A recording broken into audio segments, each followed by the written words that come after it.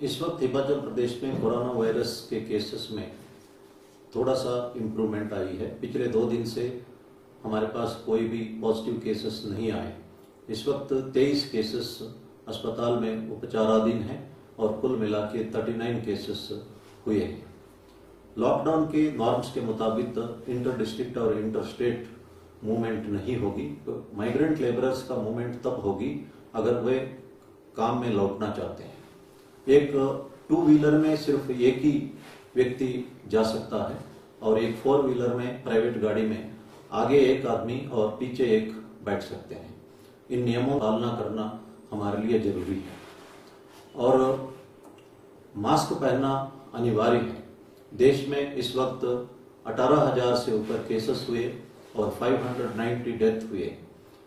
Mask पहनने से आपका ड्रॉपलेट्स आपके अंदर ही रहेगा मास्क के, और इसी तरह जो दूसरों के ड्रॉपलेट्स भी उनके मास्क के अंदर ही रहेगा, इसलिए कम्युनिटी ट्रांसमिशन का संभावना कम होगी।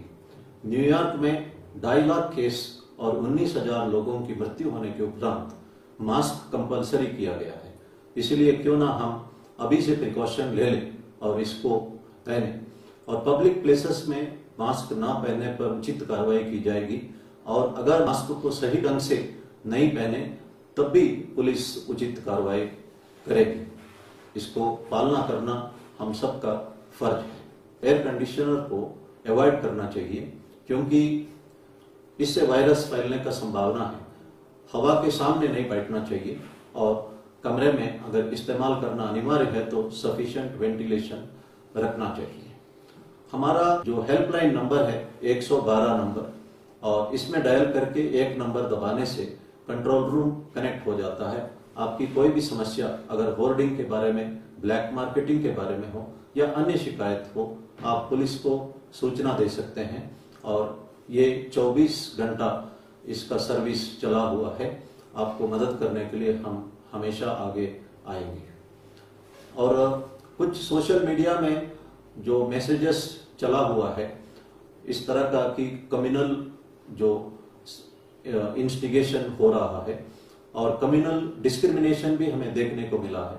जो अस्पताल में हो या राशन शॉप्स में हो या पब्लिक यूटिलिटी सर्विसेज में हो, किसी तरह का डिस्क्रिमिनेशन हम बर्दाश्त नहीं करेंगे। और ट्विटर या सोशल मीडिया में किसी तरह का अगर लिखा जाता है उस पर भी हम कार्रवाई करेंगे। जो कोरोना वायरस है वो जाति, धर्म, कास्ट, क्रीड और वीआईपी, कॉमन मैन किसी को भी संक्रमित कर सकता है। इसलिए सोशल डिस्क्रिमिनेशन करना बिल्कुल उचित नहीं है। मैं जो केमिस्ट शॉप्स के ओनर से अनुरोध करता हूं कि जो भी खांसी या बुखार का दवाई खरीदते हैं उनका रजिस्टर में नाम, पता और फोन नंबर नोट करके रखें ताकि कॉन्टैक्ट ट्रेसिंग में बाद में हमें इससे मदद मिल सकता है।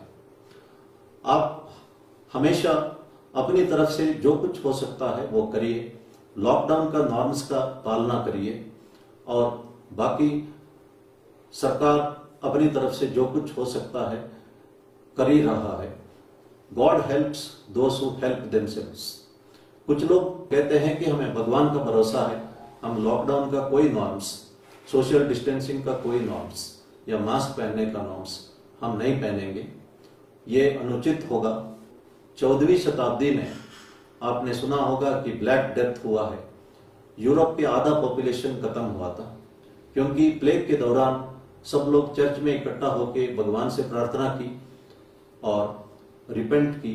इस वजह से प्लेग फैल गई और ये फेमस ब्लैक डेथ उसका कॉन्सिक्वेंस था। आज विज्ञान, मेडिसिन और इंफॉर्मेशन बहुत आगे है।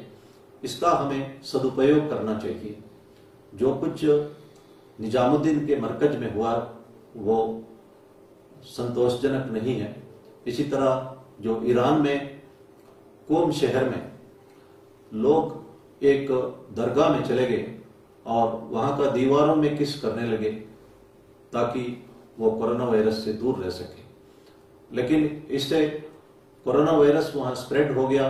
85,000 केसेस हुए और 5,000 से ज्यादा लोग शिकार हुए। 2 मेंबर पार्लियामेंट भी शिकार हुए और उस दरगाह को बंद करना पड़ा।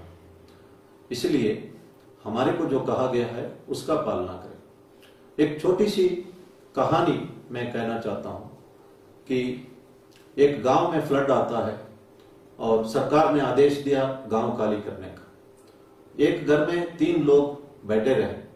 जब पानी लेवल बढ़ गया, सरकार ने बोट भेजा। उनमें से 2 लोग बोट में बैठ गए। एक आदमी ने कहा कि मुझे भगवान पर पूर्ण भरोसा है और मैं बोट पे नहीं बैठूंगा। और पानी लेवल बढ़ गया। जब वो छत पे खड़ा हो गया तो सरकार ने हेलीकॉप्टर भेजा। उसने कहा कि मैं हेलीकॉप्टर में नहीं बैठूंगा, मुझे भगवान पर पूर्ण भरोसा है। उनका मृत्यु होती है और दूसरे दुनिया में भगवान से पूछता है कि मैं आपसे पूर्ण भरोसा रखा कि मेरे को क्यों नहीं बचाया। भगवान ने कहा कि मैं सरकार द्वारा आपको वार्निंग दिया मकान खाली करने का, मैंने ही सरकार द्वारा आपको बोट भेजा, मैंने ही सरकार द्वारा आपको हेलीकॉप्टर भेजा और मेरी इशारा और अपना अपॉर्चुनिटी आप समझ नहीं सके और इसीलिए उसका कीमत आपको देना पड़ा। कुरान में लिखा है कि God will not change the state of people unless they change themselves. एक बार प्रॉफेट मोहम्मद ने देखा एक आदमी कैमल को खुला छोड़ के जा रहा था और उसने कहा है कि मुझे अल्लाह पर भरोसा है। प्रॉफेट मोहम्मद ने कहा है कि सबसे पहले ये कैमल को पेड़ पे बांधो और फिर अल्लाह के ऊपर भरोसा करो। सबसे पहले हमारा फर्ज हमको निभाना चाहिए। भगवान सत्य साई बाबा ने कहा, start early, drive slowly and reach safely. ये इनका फेमस कोटेशन है। लेकिन इतना एक्सीडेंट्स इसीलिए हो रहा है, हम ट्रैफिक के तमाम जो रूल्स है उसको तोड़ते हैं। मैंने कई एक्सीडेंट्स में देखा है कि लोग कहते हैं कि साइड पर कि भगवान का दिल पत्थर है और करुणा नाम का चीज ही उनमें नहीं है। लेकिन हम सब ये बोलते हैं कि God helps those who help themselves. जो स्टूडेंट्स घर में पढ़ते हैं, मेहनत करना चाहिए, then only God helps them. There is no substitution for hard work. अगर आप सोचते हैं कि भगवान को मंदिर पे थोड़ा पैसा चढ़ाने से फर्स्ट क्लास आएगा, ये आपका गलत फहमी होगी। आपको मेहनत करना ही पड़ेगा, तभी आप कॉम्पिटिटिव एग्जाम्स है, IIT है या मेडिकल सीट्स वगैरह हासिल कर सकते हैं और इसके लिए हार्ड वर्क आवश्यक है। हमारे को जो कहा गया है वो फर्ज हम निभाए और कड़ाई से निभाए और एक एक चीज को 100% पालना करें, फिर भगवान हमें अपने आप मदद करेगा।